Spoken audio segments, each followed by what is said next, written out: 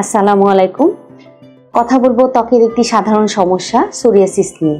Psoriasis হচ্ছে এমন একটি চর্মরোগ যে চর্মরোগে সাধারণত দেখা যায় যে লাল এক ধরনের প্যাচ থাকে এবং সেখান থেকে সিলভার কালারের সাদা এক ধরনের শুষ্ক ত্বক বা চামড়া উঠতে দেখা যায়।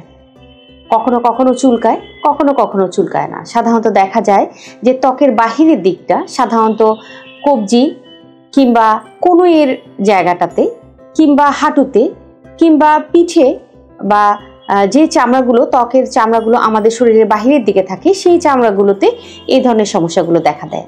কখনো মাথার ত্বকেও এই সমস্যা দেখা দেয়, কখনো নখ কিংবা জয়েন্টও ইনভলভ হতে পারে। আমি প্রফেসর ডাক্তার আঞ্জিরুন নাহার আসমা, কর্মরত আছি পপুলার মেডিকেল কলেজ হসপিটালে। কথা বলছিলাম সোরিয়াসিস নিয়ে। এই সোরিয়াসিস রোগটি কারণ সম্পূর্ণভাবে না জানা গেলেও ধারণা করা হয় যে জেনেটিক একটি প্রভাব এবং সেই সাথে পরিবেশের একটি প্রভাব রয়েছে এই ত্বকের রোগের পিছনে।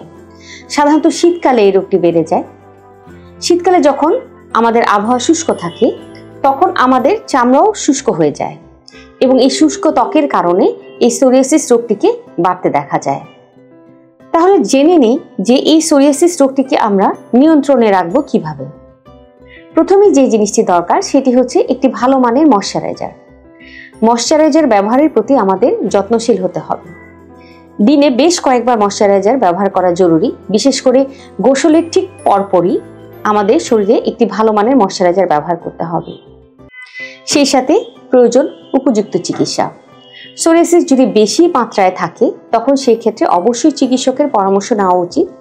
আমরা সাধারণত দেখা যায় যে একটি ময়শ্চারাইজারের পাশাপাশি কখনো কখনো স্টেরয়েড দিয়ে থাকি, কখনো কখনো ভিটামিন ডি ডেরিভেটিভস দিয়ে থাকি। আপনারা জেনে খুশি হবেন যে এখন কিন্তু সোরিয়াসিসের অনেক উন্নত মানের চিকিৎসা রয়েছে। আগে যেই সমস্ত ওষুধগুলো ছিল সোরিয়াসিস নিয়ন্ত্রণ করার জন্য, তার পাশাপাশি এখন নতুন অনেক ধরনের ওষুধই বাজারে এসেছে যেগুলো দিয়ে সোরিয়াসিসকে পুরোপুরি নিয়ন্ত্রণে রাখতে পারে। আর আরেকটি জিনিস হচ্ছে সোরিয়াসিস কিন্তু সম্পূর্ণভাবে নিরাময়যোগ্য রোগ নয়, তবে এটিকে সম্পূর্ণভাবে নিয়ন্ত্রণে রাখা সম্ভব। অনেকেই খাবার কথা জিজ্ঞেস করেন যে সোরিয়াসিস হলে কি খাওয়া যাবে কি খাওয়া যাবে না। সাধারণত আমরা লাল রঙের মাংস খেতে নিষেধ করে থাকি যেটি সোরিয়াসিসকে বাড়িয়ে দেয়। তবে আরও কিছু নিষেধাজ্ঞা রয়েছে, যেমন ওজনটাকে নিয়ন্ত্রণে রাখতে হবে, ওজনকে খুব বেশি বাড়তে দেওয়া যাবে না। শুষ্ক আবহাওয়াকে কিছুটা অ্যাভয়েড করতে হবে বা ময়শ্চারাইজার ব্যবহার করতে হবে।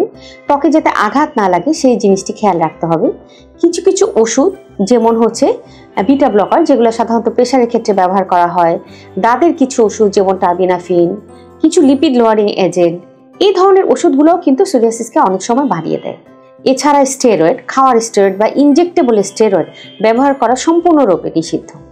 আবার অনেককে দেখা যায় এই সোরিয়াসিসের জন্য হোমিওপ্যাথি ওষুধ ব্যবহার করার জন্য। এক্ষেত্রে দেখা যায় যে কখনো কখনো কিন্তু রোগী বেশ জটিলতা নিয়ে আমাদের কাছে এসে থাকে। বনজ কিংবা হোমিওপ্যাথি ওষুধ ব্যবহারের ক্ষেত্রে সোরিয়াসিস ক্ষেত্রে অবশ্যই সাবধানতা অবলম্বন করা প্রয়োজন। সোরিয়াসিস যদি আপনার থেকে থাকে বা এই চামড়া ওঠা, শুষ্ক চামড়া ওঠা রোগ যদি আপনার থেকে থাকে, তাহলে অবশ্যই দেরি না করে আপনার চিকিৎসকের শরণাপন্ন হন এবং চিকিৎসা নিয়ে ভালো থাকুন। ধন্যবাদ।